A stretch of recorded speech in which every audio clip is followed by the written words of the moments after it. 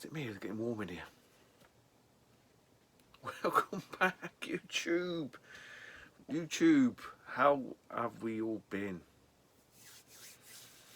Yeah, it's getting hot in here, baby. I don't know. Don't ask me. I have no idea. Yeah, for those that don't know, I was allegedly someone wanted to set me on fire. I am fucking already hot stuff, so. But yeah, obviously touched a nerve, perhaps some might say.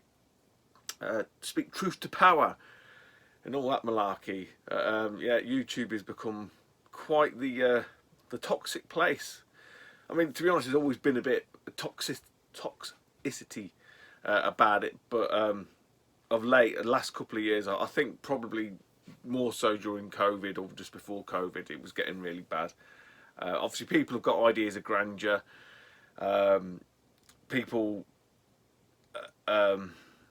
obviously see YouTube as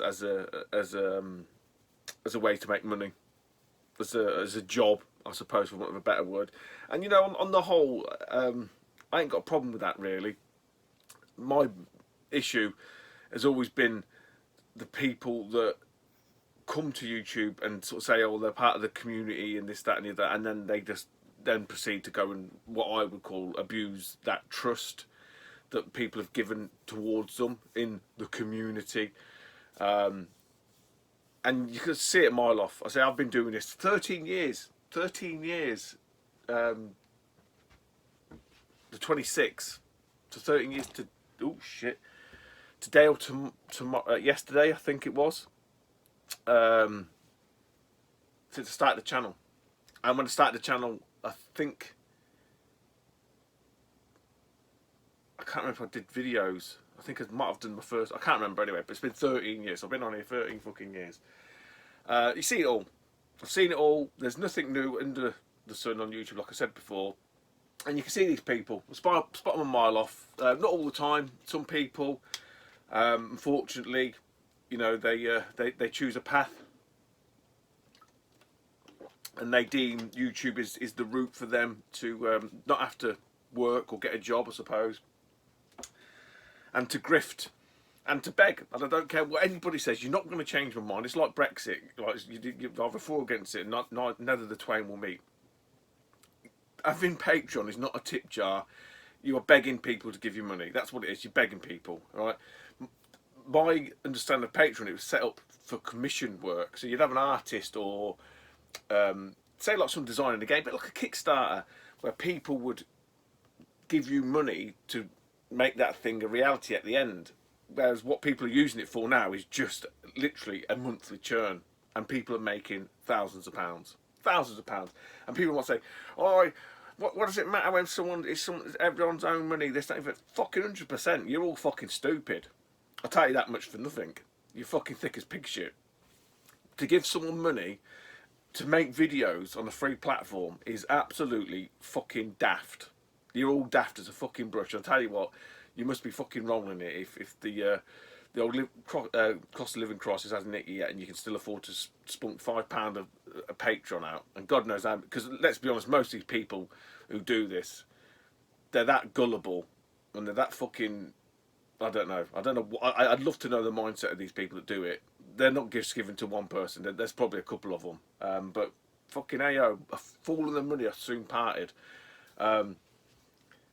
But for me, the worst side of it is when people proclaim one thing and then literally just fucking sell out the next. Yeah. And to me, see, that's not what being part of what I would used to consider the YouTube community is about. You know, if you're a community person, it's like, I don't know, probably a bad analogy here. Like if I'm lived in this community that I live in now, and there's old people across the road, I go and mow their lawn. I'll just do it because they're my next door neighbours and it's part of the community. I mow the lawn for free. But patrons like, I'll come and mow your lawn, but you've got to pay me. It's not really about community then, is it? Because you want to be paid for it. Probably a bad analogy. But I don't see, if you're part of a community, that there would be money involved And again, I said this years and years ago. It's the ruination. It's the ruination of YouTube in a community perspective. You know, some people might. And I'm not talking about channels as a business. It's when these channels try to portray themselves to be part of a community or be part of something. You're not. You're not. And when you start charging people for money to watch your videos or to make videos, then your driver, your reasoning behind making videos isn't the same as when probably someone first started watching and probably subscribed to you and probably invested in you somewhat. Because your driver now is monetary. Your driver is purely financial. So I make these videos because I enjoy making them, and I've always said it's just to document my journey, my collection journey. You know, I don't make fucking anything. I'm not here to try and make different videos and be really successful. I'm not bothered about that. I've fucking been here 13 years. I ain't changed what I've done since then. I make the videos that I want to make when I want to make them and how I want to make them. I'm not beholden to fucking anybody. But when you start charging people money, there's that pressure. There's that requirement. And when you're relying on that money, because that's the other thing. And I'll use BitEd 1000 as an example. Those that may or may not know him. Obviously, he started Patreon a couple of years back. If you watch some of his videos now, and you can see him referring to the fact that if YouTube stopped and he stopped getting paid via Patreon, he would have to get a second job. So that tells me he's now living to his means that includes that money from Patreon. That's not a good place to be. And so the requirement then for him is to actually make these videos come high or high water, because otherwise people will stop paying him. I don't know. He's the same age as me, 46-year-old. For a 46-year-old man, your fucking job, your livelihood is dependent on people giving you money making fucking videos. Oh man, maybe, like I say, maybe I'm really old and past it. I probably am, but 40-year-old blokes pissing about on YouTube, that's your job and that's how you're going to support your family. I don't know. I think it's a fucking dodgy as hell, especially in the current climate. You people might not agree with me, and I know, like I say, never the twain shall meet on this thing, but it's a massive no from me. I don't get it. I'll never get it. And I've said before, once if there was no money in YouTube, fucking most of these channels would disappear. They would disappear. And, you know, like I said, them as a channel, no problem asking people to give you money or fucking buy me a coffee or whatever it might be. It's when you then proclaim yourself to be some sort of community person, this, that, you represent nothing. You represent yourself. You represent your bank account, because that's what you're here for. That's what you're now making videos for, to be paid. To be paid. You're no longer doing it for the passion. The passion is the money. And like I say, for me, it just kills it. It kills it dead. And that's why I don't watch, and I've never watched, even from the early days, any of these big channels. It don't interest me, because there's nothing about them in the videos. Yes, it's called YouTube. There's nothing about them. They're making videos that literally try to capture the biggest audience. Vanilla, cookie cutter, bland, boring, shite. They don't swear. There's nothing about them in there because they can't, because they won't get the money. It's fucking crap. It really is. It's just manufactured shit. Each to their own. Like I say, I wanted to get that off my chest because off the back of obviously me being threatened to be burnt, I have no idea. Those people have never watched any of my stuff. They probably don't watch my stuff. Like a lot of stuff that goes on YouTube, it's all Chinese whispers and you know, guilt by association, I suppose. And we've had a lot of that, haven't we? Again, just sad grown men acting like absolute fucking pillocks. It's stupid. You all want to fucking grow up, really, you do. But we're here to talk about games. That's a 10-minute rant. That's the fucking longest rant I've had in ages. And I've got a bit of a cardboard heavy, not just Nintendo. Some other bits, some other nice bits actually. Some CEX as always, eBay, and charity shop. and the normal brick and mortar. So I'll start with the charity shop one. Again, not usually anything from the charity shop is for the collection. I've had this in the past. I've had, what's this one? I've had the other one, something of Reverie, not Reverie, because that's Wings of Reverent or something. Anyway, it's Final Fantasy 3 on the DS. Probably a quid. All complete in really nice condition actually. So instead of punting that on to see extra credit, I thought, you know what, we'll keep that. I've got a nice small little DS collection, as I mentioned before, and yeah, there's not many games I'd probably add to that, to be honest. But if you see them for a quid, great. I'm not going to go out and buy £30–40 DS games though. Okay, from a Bix and Mortar, brick and mortar. I haven't done anything with this. This is a weird box actually. It's a 2600 game. I bought this with a couple of other games, and one of them, I was up there. It was a boxing one, and I don't really have an exact idea of what 2600 games I haven't got. So I took a punt on it. I've got it anyway, so it'll go to a show. What I didn't have is Circus Atari. Quite unusual is that once it's opened, it's opened. You can't reseal that, so that's an odd one. Look at the graphics on that. Bit of a splurge there, but it wasn't much. It wasn't much money. I bought the job lot of different games for about 50 quid, I think. One or two were just flippers to basically pay for the lot, which I think I've nearly done anyway.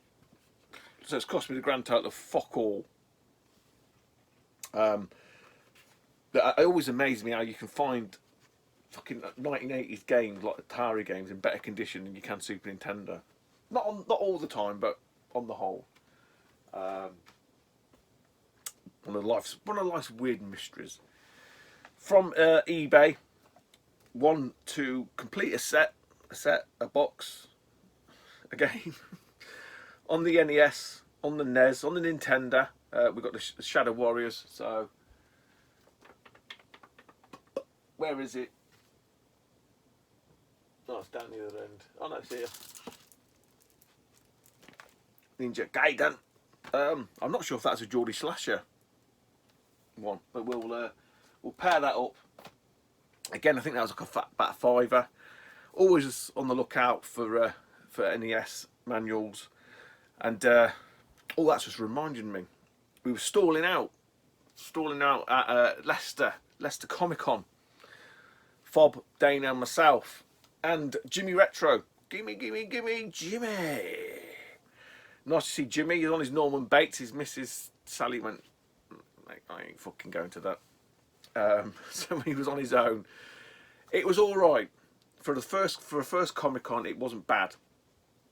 What I was selling and probably what Jimmy was selling, not really the right target market, to be honest. You know, did all right. Moved a few of the non-gaming bits on, which is quite useful. You know, so I had a lot of like plushes and stuff like that, which I weren't taking to Doncaster and whatnot. So it's nice to move on them sort of fringe items, which obviously, like I say, don't do quite as well at Doncaster. It's definitely something I'll be looking at in the future, and I think Dane's and Fob are the same opinion. But yeah, from a sort of a collecting perspective, it wasn't as good as probably some of the, I would probably say, the toy fairs. I think because it's more of a Comic Con, it was more current toys rather than vintage toys, maybe. That's how I would probably look at it. But it's something different. It's another event that you can add to your list, you know, and something different to look at. Some nice costumes, I must admit. I do like the cosplay. I can appreciate the work that goes into that kind of stuff. So yeah, it was an alright day. It was a busy day, busy enough, and I did alright considering. I think that's probably the best way to put it. And the cheap stall out, 55 quid for a table and a backing table. That's the cheapest I've ever been to one anyway. So yeah. And next up we've got Birmingham at the Custard Factory, 4th or 5th, early December. So we've got a month where we've got a barren November. Then we've got that December, and then we've got the Video Game Expo at Nottingham, 17th of December. So hopefully I'll see some of you guys there. Or either and or both of those. Right, sticking with eBay, we'll do. Actually, this is eBay. Right. So I've known about this game since Retro Collect shut its doors first time, just before it.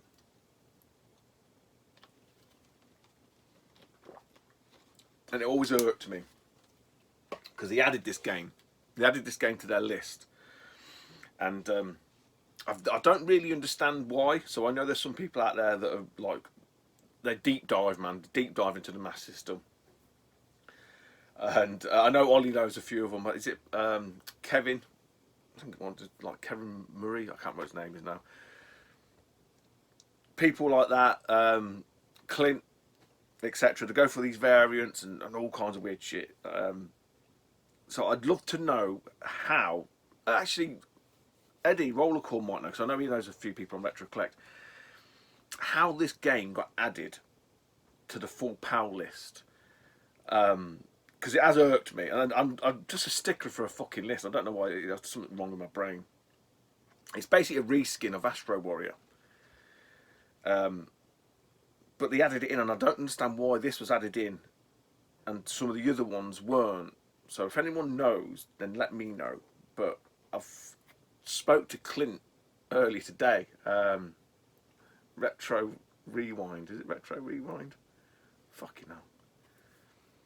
I forgot what his channel name is. I think it's Retro Rewind. And he said it's some good news. And I said, well, have you though? So the game in question that I managed to bag from eBay, I had it on the search. I've had it on the search for years. No lie, but I wanted it complete. This is complete, and it's Sapo Xo, Lagoa Paludia. Lagoa Paludia. I don't know. It's fucking Portuguese, man. So it's basically a reskin of Astro Warrior. So Astro Warrior Pit Pot, that's what you probably know it. And it has to be the Portuguese one. There is a Brazilian tech toy of this, and the front is different. I think the manual's different as well. I think the cartridge is the same. But yeah, 100 nicker. I got that for. I don't lie to you. There's no reason for me to lie. 100 nicker, which he added up for 150. He had a couple of them. He had not a couple of these, but he had a couple of Portuguese exclusives. Well, I thought they was exclusives anyway. And off the sale, I just thought, just put a real cheeky bid at 100 and it got auto accepted. So you must have had a limit. Maybe I hit the right limit at that point. But yeah, I don't know. I don't know enough about, from a Retro Collect perspective, why this is added in and some of the others weren't. The bit of me just had to have it. I couldn't say no. I think my camera's falling down. I've got it balanced on the fucking tripod. We changed the angle again, haven't we? Yeah, so something about it, I just had to sort of fucking grab it. I did wonder if I always thought that those were stickers. It's not a sticker, and it is old. I thought if it's not a sticker, someone's printed that fucker off. Took it out. It's not. I mean, there's age into it. It's same with the manual's age into the manual. It's hard to find what a complete copy of that looks like. So for those that are not sure, actually, let me just take it out. The box is Tech Toy stamped, and the manual, and a lot of these were like this. You know, I was thinking, oh, this is a fake one. Someone's fucking printed it off, but it's literally got an old stick out, which is bled across from there. So it's all legit. So it's printed in Madeira as well, which is in Portugal. For them that might not know. A bit like the cake. Cakey. Yeah, so Ollie, 80-bit boy, UK. Clint, Retro Rewind. you might need to add that bad boy. I'm sure they know about it, but I'd want to know. I want to know why this one and not any of the others are added to retro collect. I don't know. Anyway, fucking 20 minutes in. That's okay. We'll do some NES stuff. So NES, NES, these are all CX, but they're all incomplete. So I've had to piece these together. So these have been on the shelf for a while. So what I'm basically doing is if I get a game from CX and it's still half decent, but it's missing the manual, I'll probably keep it and I'll stick it to one side and I'll just try and source a manual. Try and piece it together before I show it, because otherwise I'll just be doing what I did with Shadow Warriors, which is a bit daft.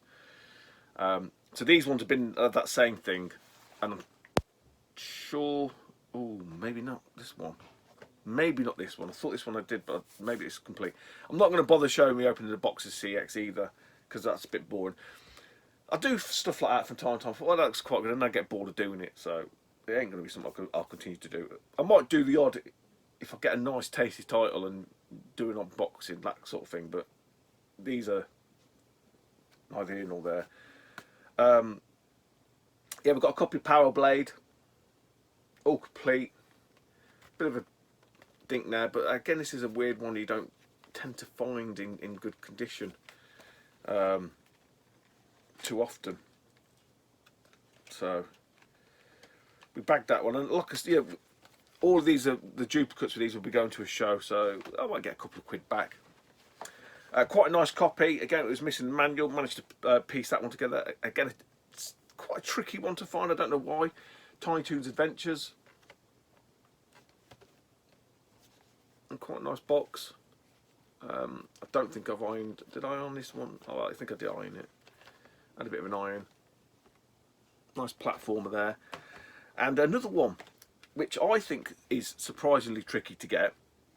And it does complete, I believe, all of the NES wrestling games, and it's WrestleMania with our old hawky tits on the, the sort of the one where people draw tits on the cartridge. Yeah, again, I had to source a manual spare, which finally did come through. It was really battered, but the box and the cart was from CEX. But again, you try to find this box complete on the older tinterwebs. Tricky one. And talking of tricky ones, there's no way I'm paying a box price for this. It's one I had. I don't have all of these on the Save Search on eBay. Because this is probably one of the better games on the NES as well. It's Australian. I think you can get a PAL B copy. I'm sure you can. This is a PAL A Australian. It was in the UK. God, I got itchy eyeball. I think it was a best offer. I want to say, was it in the UK? No, it wasn't in the UK. It was in Spain. I think it was in Spain. Because it was 100 quid and I ended up having to pay an extra 20 quid. Fucking importing it again. Fucking hell. So yeah, I think we did some, like a best offer type thing, and it ended up costing me 120 quid. And it's Euphoria. Cart only. It is Palais. I think I'm right. I've bought that much shit over so long that it sits on the shelf. I'm sure it was this one. I'm sure it was this. Anyway, Euphoria. These little characters, I'm sure these are from Herbie's Popenki, whatever you call it. Herbrix Popenki. And I can't remember. There's a Saturn game, and there's two. There's two on the SNES. And I've got one of the SNES ones, and I can't see it now. There it is. Yeah, it is. It is. Herbrix Papoon, sorry. And there's different, so you can see these are the same little dudes. By certain stuff, look. And there's another one on the SNES. Little puzzle games, little like Tetrisy type things. This isn't a Tetris type game. This is I think it's like an action, not an action. It's like a puzzler platform. But there's another one of these. It's in a green box. which I think's sort of tricky to get hold of as well. But yeah, very good game, very good game, and I'm sure there's a Power B copy version which is a lot cheaper. But again, I want to say I paid about 100 and I got stung. I got stung for import by about 20 quid. But it was one of them ones where it wasn't afterwards. I had to pay it with eBay, so I got really excited, and then they added it on at the end. I mean, it could have been worse. It could have been a lot more. But hey ho, 25 minutes. Right, we'll finish with these ones. I had another pile, but they can wait for another vid. There's no rush. So again, these are quite recent. I have got some of the ones that are still sat there, but I thought we'll do these because it ties into doing the Comic-Con. So with some of the funds from the Comic-Con, I just treat myself. Something for me to sort of say, look, did a day's graft, here's something to buy. Because there was nothing to buy for me there. So it was quite good, actually. I said this to Fob. For once, I've stalled down. I've not fucking spent more money than I made. But I did come back and I've managed to find these on eBay. They were a good price, a really good price. The seller was I asked him to combine shipping. He said, I don't know what you mean combine shipping, you've already paid. So I've paid about 8 quid for these to be shipped. I looked at this package when it came up, it was 5 quid. And they're wrapped in brown paper. That's it, nothing else. There's just like, fucking hell. I mean, they weren't damaged. But these have been ironed. I should have took a picture actually, because these have come up really nice after being ironed. And it wasn't like crushed from, let's say, from the postage, which is fucking amazing. Why people on eBay? I don't get it. £5, whatever it was like £5.20 with fucking raw snail mail. If you put it in a box, it's not going to charge any more money. I don't understand what people's mentality is. Like, let's wrap it in the thinnest possible thing and it's going to save you money. No, it's not. It's all designated by size and weight. So the fact that you bundle a load of games together, like they're this big, but if you put them in a box, it makes it fucking 2 inches big. It doesn't make it twice as much money. It's fucking... I don't get it. I don't get it. Anyway, from eBay, and these cost me, I think, 57 quid. Completely posted, so like 20 quid each. And for some of these, 20 quid's a great price, but they weren't £20, if that makes sense, because it's the postage. One of them was really cheap. So first it was Cracked. So it's some nice Atari 2600, 7800 even, Stu, you bonehead. This one come up really nice. Again, they all had that weird sump or whatever, and the iron has done a grand job. All complete, all box complete. One that you don't see that often, and I think this is really more prevalent in the US. And was it a PAL? I don't think this is a PAL. It hasn't got the P on it. But to be honest, I don't pay too much mind to that. And it's Centipede. One of my faves. One of my faves on the 2600 Centipede. I must admit. This has come up quite nice as well. It had, I don't know if you can see it on the back there. Yeah, you can just see it. It had like a big security square sticker on it and some like paint splatters. So considering how bad it looked, it's come up really quite nice. This is probably the worst condition box of the three. Again, all complete in there, and probably the pick of the bunch for the price. Again, if you average it out, it's probably about 20 quid. This one from the iron has come up really nice. It had a bit of a bad sump, and it's Commando. It's a great box art there though, look at that. I love that font. So we've got Commando on the 7800. It doesn't look too bad. Now, there is one thing with this, and I remember reading it when I modded my 7800. There's something called the pokey chip, or the pokey sound, and I think if I put this into my 7800, there'll be no sound, because I don't think I did the pokey, poker in the front, liquor in the rear. Sound mod or whatever, so I might have to revisit that. But at the minute, I'm just quite happy to add it into the collection. So, like I say, a couple of nice 7800 titles there. I'm always on the lookout. Think I'm well over halfway. I think I'm well over halfway from 57 or 59 that were released, and yeah, it's just nice to be hunting for something slightly different. And I say it's not a massive collection. I should be able to fit it on the shelves. I'm gonna have to do a rejig. I did thin out the PS1. The PS1 had another mini cull. It's mainly driving games because all the sports games went a few years back now.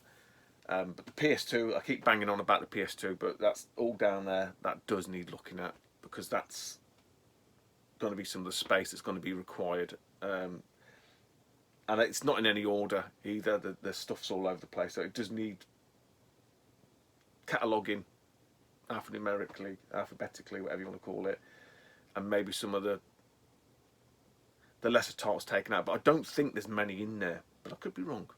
Anyway, 30 minutes, that is more than enough of me waffling on. Take it easy, YouTube, and I'll speak to you soon. Bye-bye.